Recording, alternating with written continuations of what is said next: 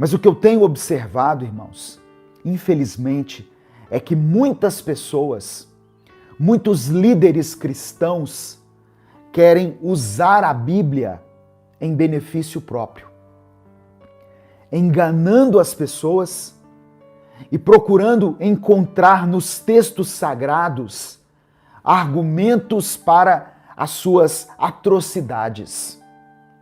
Muitos pastores, bispos, líderes cristãos de uma forma geral, pegam versículos isolados, fora do contexto, e criam doutrinas que são ensinamentos de homens. E com isso, eles levam milhares de pessoas ao engano. Tudo com o intuito de enganar, de manipular aqueles que de forma inocente são guiados por essas pessoas inescrupulosas. A igreja se tornou para muitos massa de manobra, nas mãos de muitos pastores, bispos e líderes de ministérios de uma forma geral. Algumas pessoas poderão dizer que essa advertência aqui contida em Apocalipse 22 é específica para aquele texto. Ah, pastor, mas João estava falando para aquelas igrejas ali. Essas maldições são exclusivas para aqueles que distorcerem a mensagem de Apocalipse. Isso é verdade. João estava falando especificamente para essas pessoas. Mas esse mesmo princípio de imutabilidade de Deus e da palavra, ele pode ser aplicado em toda a Escritura.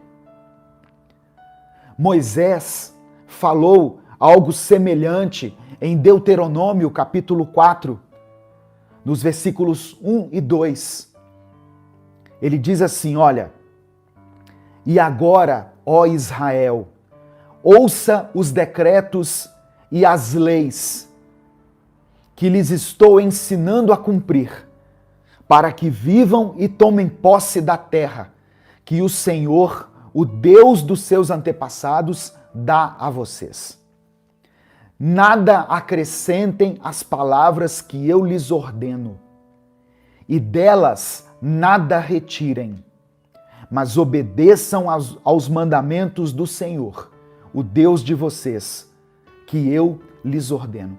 Então nós podemos observar aqui o mesmo princípio contido lá em Apocalipse, a mesma ordenança de que nós não podemos nem subtrair e nem adicionar nada à Bíblia, nós vemos contido aqui nas palavras de Moisés, em Deuteronômio capítulo 4.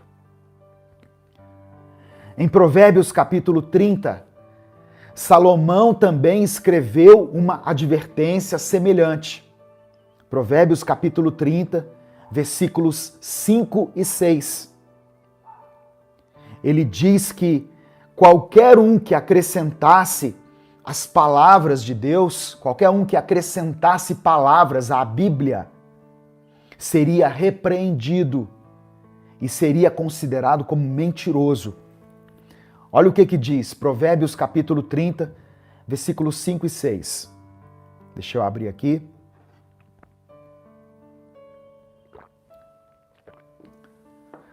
Diz assim, cada palavra de Deus é comprovadamente pura.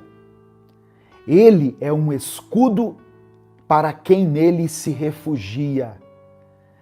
Nada acrescente às palavras dele. Do contrário, ele o repreenderá e mostrará que você é mentiroso. Então, essas duas passagens que eu li depois de Apocalipse, a passagem de Deuteronômio 4 e a passagem de Provérbios capítulo 30, elas nos mostram que o aviso que está lá em Apocalipse deve ser aplicado a toda a Bíblia. Então nós devemos ter cuidado em lidar com a palavra do Senhor. Precisamos de atenção e reverência para que nós não distorçamos a mensagem bíblica. Isso é muito importante. E a minha orientação hoje, para você que está me ouvindo, é que você examine a palavra de Deus.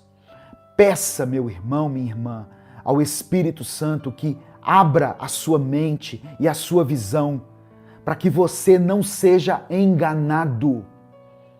Nessa época em que vai se aproximando a eleição, muitas pessoas querem pegar a palavra de Deus e manipular a favor deles, a favor de o candidato A ou B, a favor do partido A ou B. Mas a palavra de Deus precisa ser compreendida de uma forma integral, de uma forma contextual e não de uma forma isolada. Houve uma época na história da igreja em que poucas pessoas tinham acesso aos textos sagrados. A Bíblia não era um livro acessível como é hoje. Só que nos tempos atuais, eu e você podemos ler e estudar a Bíblia a qualquer momento. Então, não se deixe guiar pela opinião da maioria. A maioria pode estar enganada. Ah, pastor, mas a voz do povo é a voz de Deus. Não, a voz do povo não é a voz de Deus. A voz de Deus está ligada aos princípios de retidão, justiça, igualdade, integridade, bom senso. Tudo deve ser observado de acordo com os princípios da palavra de Deus. Isso aqui é muito sério. Essa mensagem aqui é muito séria, meu irmão. Preste atenção no que eu estou dizendo.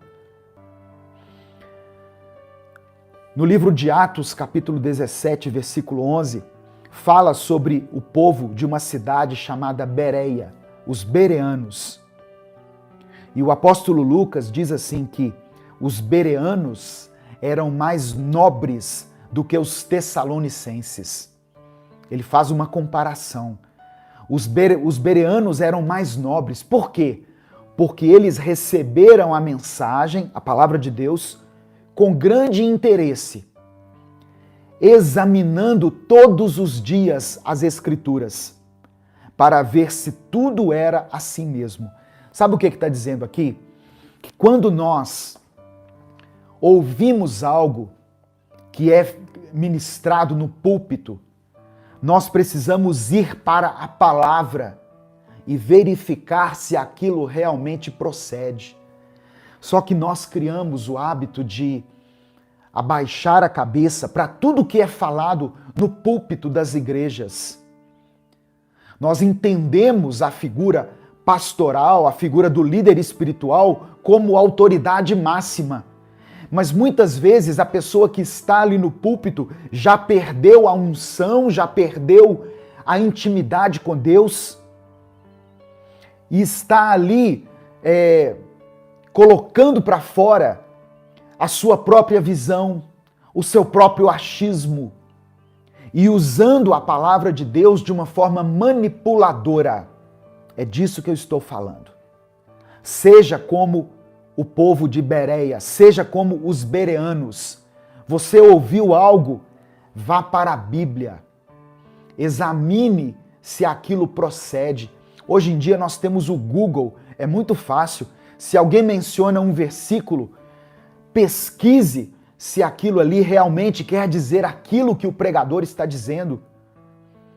Porque pregadores são falhos, são homens e mulheres, né? Estão sujeitos a cometerem erros.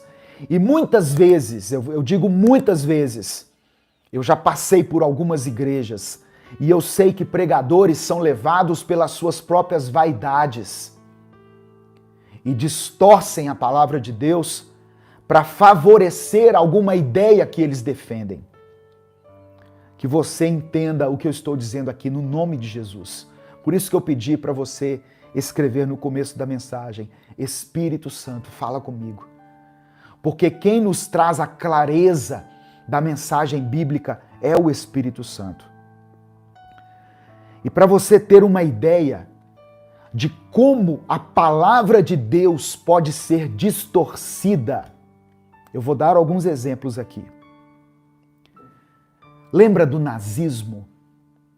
Lembra do movimento chamado nazismo, que foi liderado por um homem sanguinário chamado Hitler?